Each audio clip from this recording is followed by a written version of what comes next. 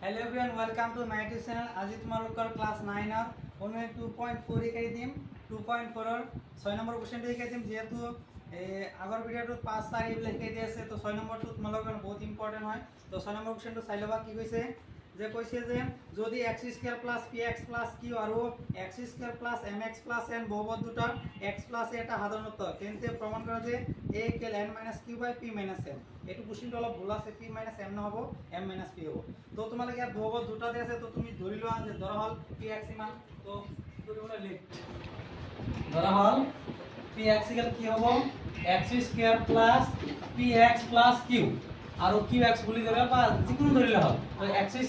+ mx + n তো আমাৰ কোশ্চেনত কৈ দিছে যে x + a কি উৎপাদক হয় তো আমি তো জানো x + a কি বুলি ধৰিম 0 তো প্লাস a ফালে গুছাই দিলে কি হ'ব -a তো x এর ঠাইতে আমি কি বহাই দিম -a বহাই দিম তো p অফ কি হ'ব -a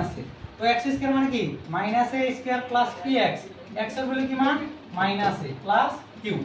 তার পিছত তো মাইনাস অফ স্কয়ার গলে plus a square plus a minus a কি মাইনাস a লগত p ফর্ম গলে at আর এটি কি হয় q তো কি হবে at প্লাস আর তার পিছত কি করে এটা q অফ x x এর ভ্যালু কি মান মাইনাস তো x স্কয়ার মানে minus a square plus mx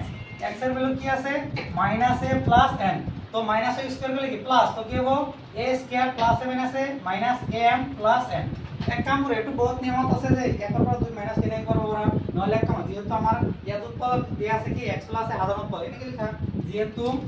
x + a বহুপদ দুটার কি সাধারণ উৎপাদক বহুপদ দুটার সাধারণ উৎপাদক গতিকে কি হ'ব a2 আৰু বাকি এইবিলাক কি হ'ব সমান হ'ব a² - ap + q কি হ'ব a² - am + n তো a স্কয়ার কি হ'ব ক্যান্সেল হৈ যাব তো ইয়াত কি থাকিব -ap + q কি হ'ব -am + n তো এক কাম কৰক তো -am ইফালে নি দিয়া তো কি হ'ব -ap -am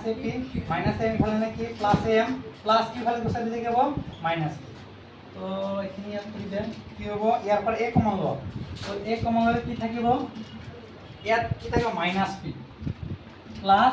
m আর ইয়াত কি থাকিব n - q তো হনা a লগত এবিলাক পূৰ্ণ আছে ইফালে গুছাই দিলে কি হ'ব হৰণ হ'ব তো প্লাসটা আটা না m আর -p টো পিছত ল এটা আমার आंसर ঠিক আছে তো এনে করলে তুমি आंसर পাই যাও